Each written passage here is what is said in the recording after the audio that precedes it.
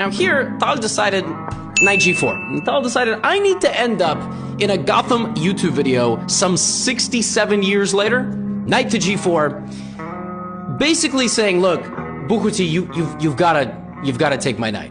Misha, what's the knight doing here? Like, what is the point? You gonna put it on e5 next? I don't understand. Nope. Mikhail Tal sacrificed his knight. If you left things near your king that were only protected by your king, this man would ruin your life.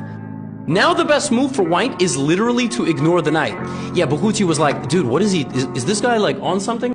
Bishop, queen h4 check, king f1, but now what? I don't... Well, that was the thing. If you mess with Misha, then, you know, you would face all your demons. Bishop d4. The threat is mate. But so what? Knight d1. And Bukhuti had clearly calculated that there is no checkmate, so now Mikhail is going to sacrifice his bishop, which makes sense, right? But he's not going to take. If you take, it's mate, I understand. But then he was going to go rook here. The bishop would have went back, and then Bukhuti would have played like knight e3, and the game would have continued. What he had failed to realize when Mikhail played this move was Mikhail is deviant. He thinks all the wrong things in chess. He finds all the moves nobody thinks of. And Mikhail Tal had seen in this position that he's not going to sacrifice the bishop to open up the king. He will sacrifice the queen.